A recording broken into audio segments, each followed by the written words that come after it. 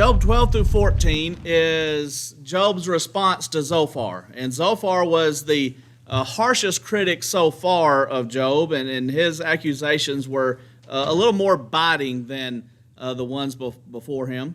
Has a lot less tact in how he approached Job. And Job's response to Zophar is a little sharper as well. But we've gone through most of what Job has said. He has talked at length once again about how he wishes that he could have this conversation with God, how he could stand before God and argue his case, or at least have a back and forth about why Job is suffering. And of course, he has not gotten that yet. Instead, he's having this conversation with his three friends who are accusing him of all kinds of sin, and that's why these terrible things have come upon Job.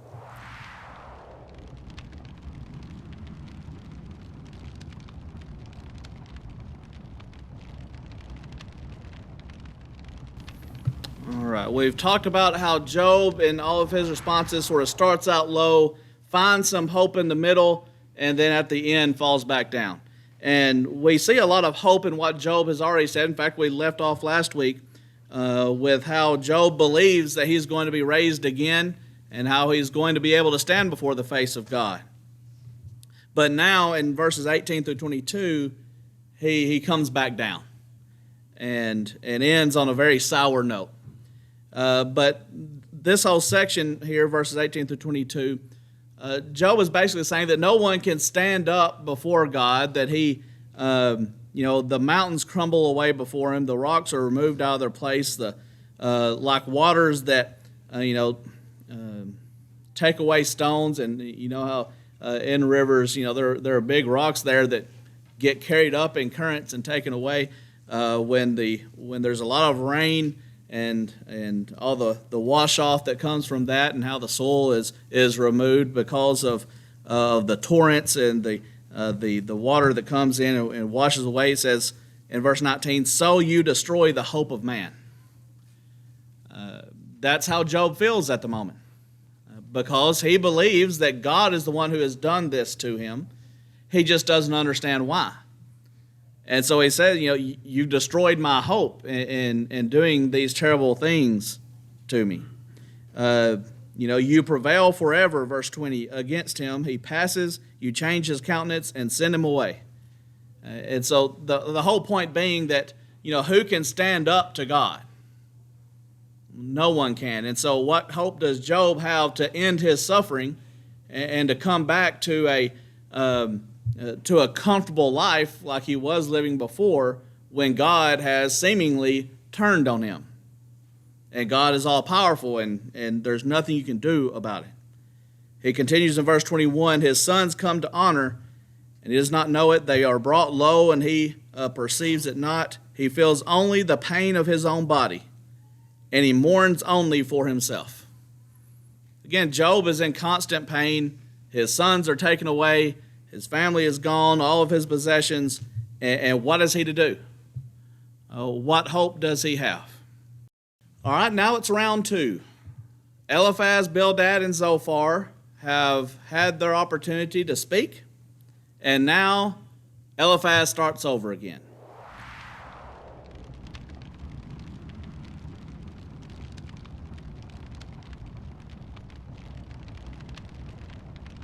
"Should a wise man answer with windy knowledge," is how the English Standard Version. And by the way, I'm using the English Standard Version in this class because it clarifies a few things for me. But should a wise man answer with windy knowledge and fill his belly with the east wind? He's speaking to the emptiness and purposelessness of Job's words. Now, Job is going to answer this accusation with the same accusation back to Eliphaz. But we might say today that someone is full of hot air. Especially the same thing that they're saying here, that there's no point to what Job is saying.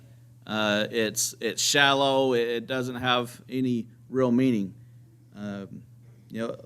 So a wise man is not would not answer Job back and forth with all this? Should he argue in unprofitable talk? And so Eliphaz is saying, I'm not going to answer all the things that you just said. I'm just going to tell you what the truth, in quotation marks, is. And so he goes on much with the same accusations that he has brought up before.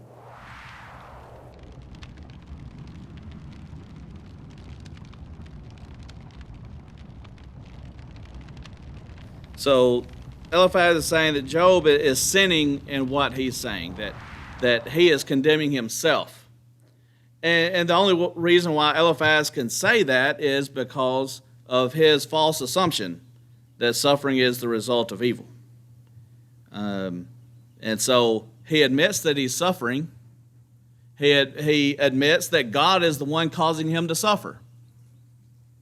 And so in Eliphaz's mind, and Bildad and Zophar, well, you're basically saying then that you are a sinner and that this is a punishment from God. They're not really listening to what Job is saying. Job doesn't know why he's suffering. And he's bucking up against this idea that most likely he had before, that suffering is the result of punishment from God for evil that you've done. But Eliphaz doesn't hear any of that, can't comprehend such a thing, and so he said, well, you admit that you're suffering at the hands of God. Go ahead and repent of your sins that's caused it. But he brings this strange accusation in verse 4. You are doing away with the fear of God and hindering meditation before God. Having sort of the idea that what Job is saying in response to the suffering that he has experienced is keeping people from worshiping and reverencing God. And so you are hindering meditation or prayer to God. You are getting rid of fear, and of God is not there. The English Standard Version put it there so that to convey the thought. What fear is Job doing away with? Well, the fear of God, which is brought out in the second part of the verse, hindering meditation before God. And so it's a sort of a strange accusation with no proof that that's the case. What's most likely happening is that Eliphaz, Zophar, and Bildad can't handle what Job is saying about God because it goes up against what they themselves think, what they think that God is or who He is. And this is a difficult process for anyone who is faced with a circumstance or a bit of truth that flies in the face of something that they have so hardly believed in their life. We have these ideas about who God is, and hopefully they're based on Scripture and thus true. But people base what their idea of God is on life experiences as well and cultural things, and that's a dangerous thing because it might be false. And we might hold on to our idea of who God is rather than what and who He actually is. And that's sort of the process that his friends are going through right now. And it's also the confusion that's come upon Job. Job doesn't understand why these things have happened. And he's searching for answers for it. And, of course, no answers that are true and valid come to him.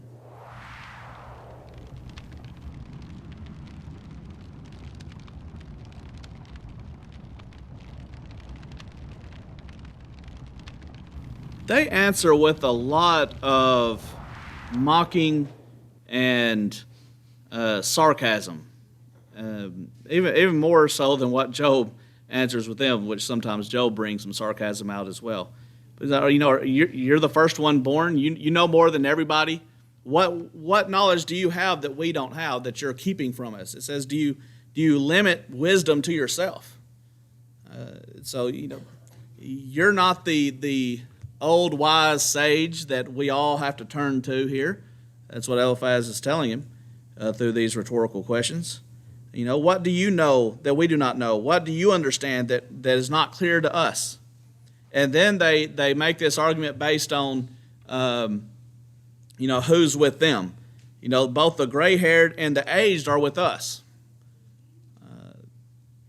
So all these people that we consider wise agree with what we're saying, and they would disagree with what you're saying. Therefore, you must be wrong, and we are right. These men are even older than your father. This is what everybody's always believed. Now, that's not a very good standard for what is true and not true. What we've always believed is not what we should base our beliefs on. What generations before us believed is not what we should base our belief system on, because they were fallible. These men that Eliphaz, refers to were just men, capable of being fallible, capable of making mistakes. And if they agreed with Eliphaz, they had indeed made a mistake. And we know this from the revelation of God at the end of the book. And so one of the key differences we see in this back and forth between the friends and Job is that Job is confused, and he understands that he's confused and is admitting that he's confused. And Eliphaz, Bildad, and Zophar are actually confused but don't admit it. They think that they know exactly what is going on, but they base that on something that is not worthy of the foundation of their beliefs. And we see this, wisdom sometimes comes in the form of saying, I don't know. I don't know what the right answer. I don't know why this is happening. We don't have to know everything. A wise man understands what he doesn't know and admits that. And a foolish man will act like he knows what he's talking about, and when he actually doesn't.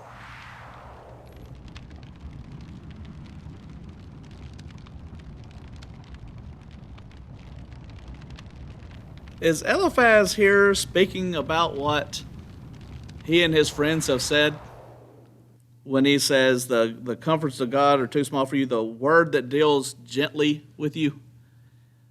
I believe that Eliphaz thinks that they have dealt very kindly and gently to Job, and with all the best intentions, and Job is just lashing out at them. He asks them, why is your heart getting carried away? And in the English Standard Version, why do your eyes flash? And sort of what I think that means is the idea of flash and anger. You can sometimes tell when someone has become suddenly angry. You can look at it, you can see it in their eyes. I believe that's what Eliphaz is referring to here, is that your heart just gets into this rage, and your eyes become angry, and your spirit then is turned against God, where you're going to say such things. Now, what has Job said that was so terrible? He understands that, in his understanding, that God has done this, and he wants to know why, but he hasn't foolishly charged God or anything like that. He just wants to have a conversation about why. And he's also said some things that were, of course, true that the friends don't believe, such as, the wicked seem to sometimes prosper. And why is that the case? If it's the case that all suffering is the result of evil that you have done, shouldn't it be also that those who are blessed are doing right? But he knows people who have sinned grievously against God publicly. They all know about it, and yet they prosper. And so there's something wrong with the assumption, and that's why Eliphaz lashes out against his words so much. It goes against what they already thought to be true.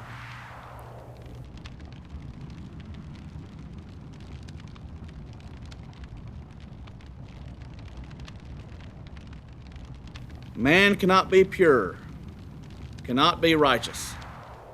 That is Eliphaz's charge, because God does not put trust in his holy ones or his saints. This is a reference to the angels. So God doesn't trust his angels. Even heaven itself is impure in the eyes of God. And this is hyperbole, speaking about just how holy and just and righteous God is. So how could man ever even be considered righteous in his sight? And so Job, seemingly justifying himself and saying that he's righteous and is not not deserving of what's happening to him, is in Eliphaz's mind saying that he's just as good as God and he is ultimately righteous, and that's not what Job is saying.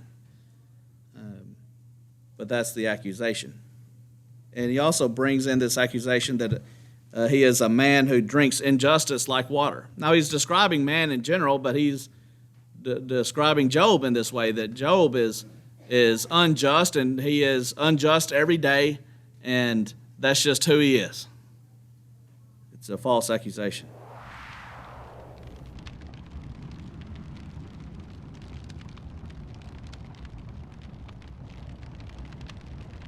All right, so he says he's going to show him what the truth is, what he's learned, what he knows to be the case. It's what the wise men of old have told him. I'm not exactly sure what it means in verse 19, to whom alone the land was given and no stranger passed among them. I don't know what that means, but it strengthens the argument that he's going to make about where he got this line of reasoning from these wise men.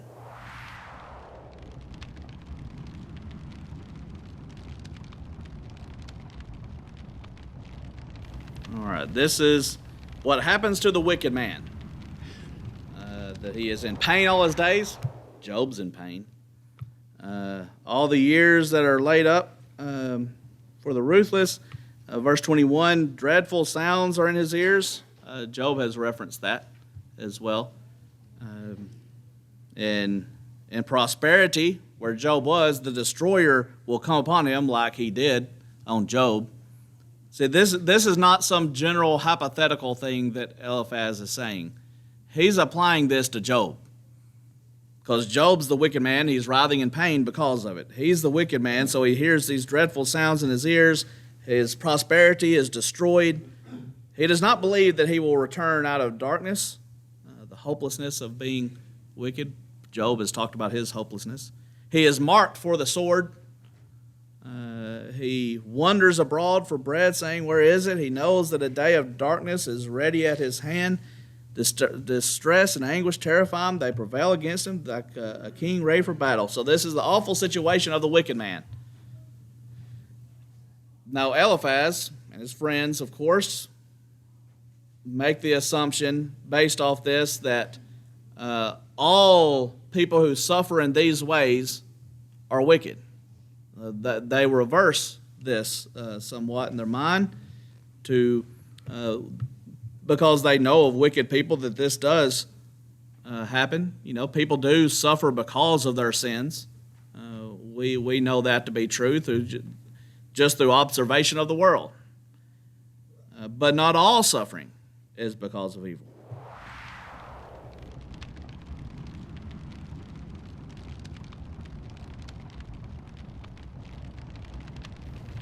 Why have all these terrible things happened to him? Because he stretched out his hand against God. He rebelled against God. He as in war, smashed up against God with his heavy shield. In more ancient battles, they would have their shield and they would run into each other with it and try to force the other line back. And that's the picture that's being given to us here, that Job is stubborn against God. He's going to continue to push up against him as hard as he can. Now, he doesn't feel like he needs to prove this about Job. His suffering is proof enough, though it's actually not. All right, he's covered his face with his fat. This is talking about how he has lived, a great and prosperous life and has been indulgent and all of that. But he is left to live in desolate cities because God, of course, brings him down.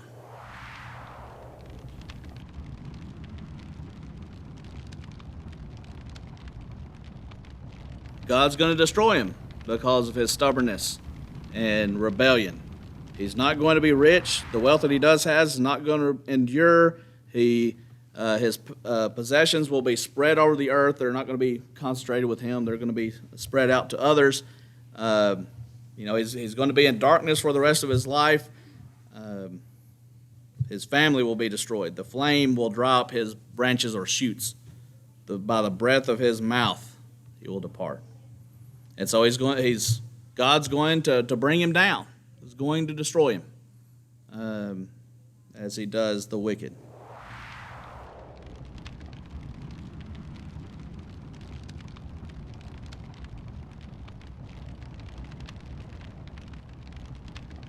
Once again, Eliphaz is talking about Job here. He's presenting it as this hypothetical thing where we know this is what happens to the wicked. Well, this is what's happening to you, Job. That's the point of it. So he ought not trust in his vanity or emptiness, ought not deceive himself. This is the punishment of God for his sins. It's going to be paid in full. His unripe grape, he will shake off his unripe grape like the vine, because this is what happens to the godless, to the wicked. The company of the godless is barren. Fires consumes the tents of robbery. Has Job bribed anybody? Do they have any proof of that? No, but that's what they're accusing him of. But they conceive trouble, they give birth to evil, their womb prepares deceit. And so in their mind, that's who Job is. That he is evil, trouble, deceit. But they have no real accusation of that.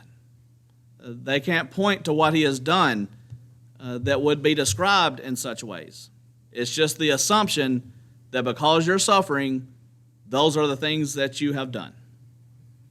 And of course, next week we'll look at how Job answers those accusations.